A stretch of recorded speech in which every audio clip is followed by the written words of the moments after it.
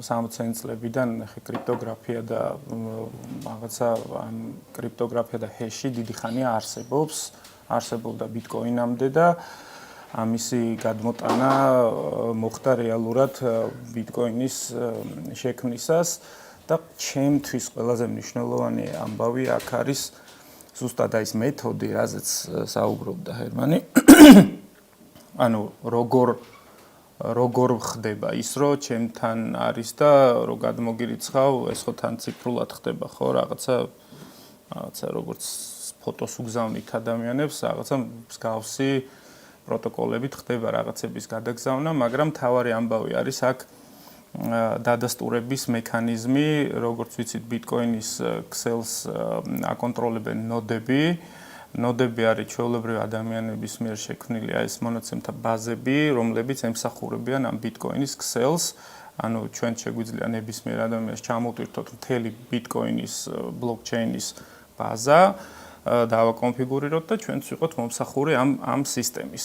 და აქ არის მთავარი ამბავი, ეგრეთ წოდებული ბიზანტიის ხაფანგი.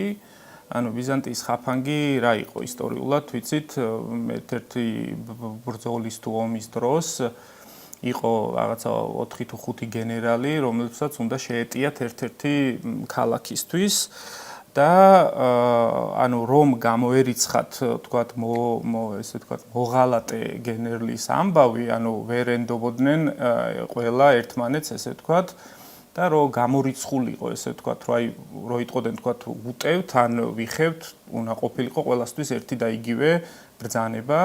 და ეს ბრძანება რო შესრულებულიყო და ვიღაცას რამე ცუდად არ გაეკეთებინათ, შეიმუშავეს ესეთი სისტემა, რომ ყველა ადამიანი, ყველა გენერალს უგზავნიდა წერილს.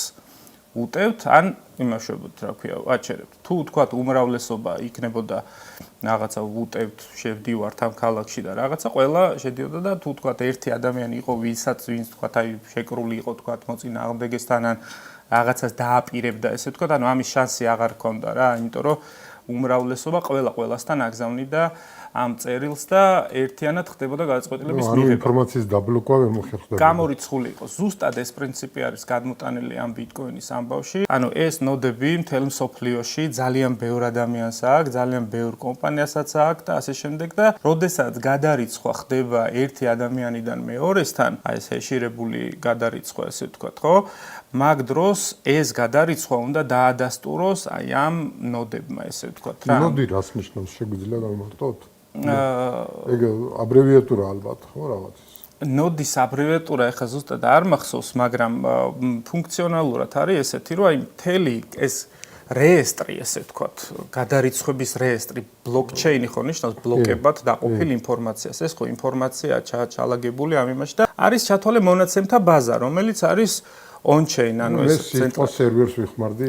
ხო, სერვერი, ხო, გავამარტივოთ. ანუ ოღონდ ეს არ არის ცენტრალიზებული სერვერი, ესე ვთქვათ. აი, რაც მე მაქვს, ის აქვს ყველას. ანუ ვისაც ნოდები აქვს, ჩათვალე რომ ეს სერვერი არის ყველასთან ერთი და იგივე. ალბათ მილიონი სერვერი არსებობს, სადაც ეს ინფორმაცია მეორდება. ეს ინფორმაცია მეორდება. ამიტომ რამდენიმე სერვერი რომც დაიწვას და გაქრეს, ამით საერთო იმას არაფერი არ დააკლდება. რამდენიმე კი არა, რავი, ხო, ნუ რაღაც აბსურდამდე შეიძლება მივიდეთ რაღაც ციფრებში, მაგრამ სულ რაღაცა ნახევარი მსოფლიო განადგურდეს, მაინც ეს სისტემა არ დაკარგავს ამ თავის ფუნქციონალს. ერთ სერვერიც რო გადარჩეს, კი, ერთ სერვერს რო გადარჩეს, ის და ანუ ჩვეულებრივად, ხო და შესაბამისად, ანუ ამ სერვერებმა, ესე ვთქვათ, რომელიც არის დეცენტრალიზებული, არ არის ერთი ცენტრალიზებული ამბავი, ანუ არ არის ვთქვათ ეროვნული ბანკის სერვერი, ან არ არის რაღაცა ცენტრალური ბანკის სერვერი.